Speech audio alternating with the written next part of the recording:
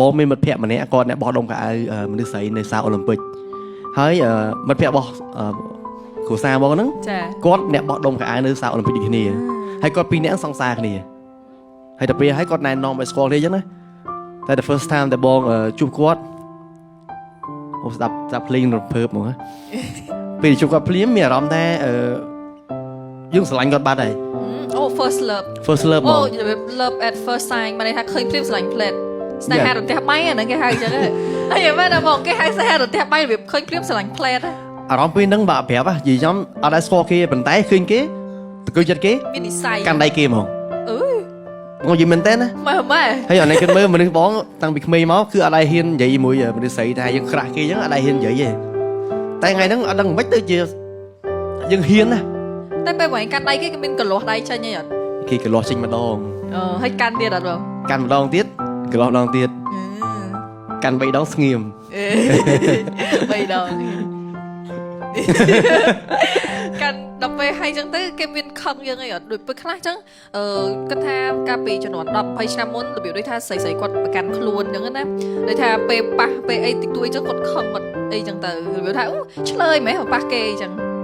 អារម្មណ៍ពេលហ្នឹងខ្ញុំបងដឹងថាគាត់ខឹងបងខឹងដោយសារតែពេលហ្នឹងហើយគាត់នៅសៀមរាបគាត់ងើបដើរចេញគាត់ដើរចេញទៅក៏គាត់ទៅផ្ទះទៅតែប្រហែលគាត់លួចជេរបងអត់ដឹងទេណាស្អែកឡើងបងសុំលេខពីមិត្តភក្តិបោះមិត្តភក្តិបងហ្នឹងបងសុំលេខមកខលទៅបងថាអាឡូចែជំនាន់ហ្នឹងគេហៅចែហ្នឹងហើយក៏សួរថាណាគេមានការអីខ្ញុំម្នាក់មិនសូវមិញហ៎អីខ្ញុំសូវមិញមានច្រើនអ្នកមិនសូវមិញកាន់ដៃចែហ្នឹងហើយគេថាអ្វីគេថាបានហើយបិទទូរស័ព្ទចាប់មិនចោះចាញ់អូតទៀតបងសុំភ្លេងឡើងវិញណារកវិធីទៅជួបគាត់ម្ដងទៀតហើយយើងមានខ្សែរយៈយើងបាត់ហើយដោយសារតែមិត្តភក្តិបងហ្នឹងត្រូវជាមិត្តភក្តិរបស់គាត់អញ្ចឹងសុំណាត់ជួបគាត់នៅតែគុជតែគាត់ព្រមមកអត់បងអត់ទេអត់តែថាបងណាត់ទេថាអូមិនឆ្លាតដែរយើងមិនលំណាយើងស្លាញ់គេលើកដំបូង first time បងដល់ពេលហើយគាត់ក៏ចូលអង្គុយអញ្ចឹងហើយពូម៉ាក់បងធម្មតាពូម៉ាក់បងនិងពូម៉ាក់គាត់សង្សារគ្នាអញ្ចឹងគាត់អត់ដឹងថាបងនៅទេពេលគាត់ចូលអង្គុយភ្លាមបងឡើងចូលអង្គុយដែរអូយកហ៊ានចូលដំបូងខ្លាចគាត់ឃើញយើងទៅវិញយើងមើលស្ថានភាពសិនថាតើសភាពការល្អអត់ទេពេលដែលចូលអង្គុយភ្លុកនឹងគាត់ធ្វើមិនអត់គាត់ធ្វើរបៀបថាចង់ដើរចេញផងហើយឆ្ងល់ថាយើងមកពីណាដូចយើងគេរៀប plan នេះចឹងណាចារៀបគម្រោងចូលចាប់ពីថ្ងៃហ្នឹងទៅបងសុំទោសគាត់ថាថ្ងៃមុនសុំទោស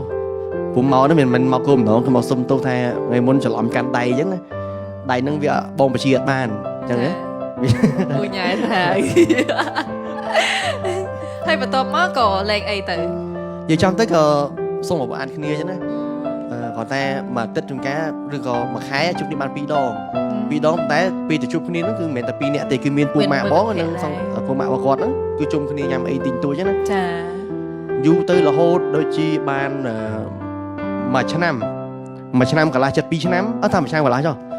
ចាប់ដើមគាត់ស្គាល់បងទៅគាត់ដឹងថាយើងមិនអ្នកញ៉ៃអញ្ចឹងណាចាក៏បានកាន់ដៃប៉ុន្តែពេលអត់តាន់តែមិនមែនក្នុងជាអ្នកសង្សារចាចាប់ដើមគាត់យល់ព្រមថាស្រឡាញ់បងចាប់ដើមពី4ឆ្នាំអូបងតាមគាត់4ឆ្នាំបងចង់ភ្លេចដូចជា4 3យើងថាយើងនៅ situationship មកន័យថាអត់មែនសង្សារហើយក៏មិនមិត្តភក្តិដែរពួកគាត់ជាមួយម្នាក់ដែលគាត់ចូលចិត្តស្ទង់មើលថាតើចរិតរបស់យើងប្រែប្រួលអត់តើចរិតរបស់យើងហ្នឹងគឺគាត់អាចនៅមួយបងបានអត់ចឹងណាចាប៉ុន្តែបើបងវិញបងអត់មានកំណត់មួយថាទៅស្វែងយល់ពីគាត់ទេព្រោះចិត្តយើងគឺស្រឡាញ់គាត់បានណាចុះបងនៅក្នុងកំឡុងពេលដែលយើងមិនមែនជាសង្សារហើយក៏មិនមែនជាមិត្តភក្តិដែរប៉ុន្តែអារម្មណ៍ពេលហ្នឹងពិបាកឯងបងដូចថាពេលខ្លះចឹងគាត់នៅចិត្តអ្នកប្រុសផ្សេងឬក៏អីចឹងរបៀបយើងថាយើងប្រច័ណ្ឌគ្នាទៅវិញទៅមកអញ្ចឹងរឿងហ្នឹងពិបាកនិយាយសំបីតែឥឡូវក៏នៅប្រច័ណ្ឌណានិយាយចំមិនតាមមិនទេបើគាត់មានមិត្តភក្តិប្រុសអីដើរលេងអីវាគាត់ធ្វើការពេលដែលពួកបងរៀបការហើយហ្នឹងគឺគាត់ធ្វើការអញ្ចឹងគាត់មានបុគ្គលិកកាយរបស់គាត់មានប្រុសមានស្រីដើរលេងបងអត់ថាអីទេប៉ុន្តែគាត់ទៅញ៉ាំនៅណាបងចាំក្រុមហ្នឹងអត់អីទេអត់ចាន់ទេអត់ប្រចាំទេគាត់ថាយើងខ្លាចពេលយប់ប្រលប់អីហ្នឹងគាត់ យើងខ្លាចមានបញ្ហាអីចឹងណា ចាអត់សុខភាព អត្ថភាពតែវាចូលឡើងដាក់វិចារហ្នឹង ចូលឲ្យយើងបារម្ភ នឹងបារម្ភពីគាត់វិញនិយាយពីការបារម្ភបងហ៊ាននិយាយមកថាបងបារម្ភគាត់ច្រើនតាំងពីនៅជាសង្សារគ្នាព្រោះដោយសារតែគាត់ដំបូងឡើយគឺគាត់នៅផ្ទះមួយអ៊ំអញ្ចឹងគាត់យកប្រឡប់ឡើងជួនកាលម៉ោងមិន10 12ហ្នឹងគាត់ថាគាត់អត់ស្រួលខ្លួនដាសាយឬក៏ល្ងាចឡើងគាត់ញ៉ាំអីបានហ្នឹងជំនាន់ហ្នឹងបងជិះម៉ូតូ SL ចា ម៉ោង10មិន10ពី10ក៏បងមកដែរហើយតែគាត់ខលគឺបងទៅហើយតែមិនទៅបានជួបគ្នាណាគាត់នៅចន់ទី3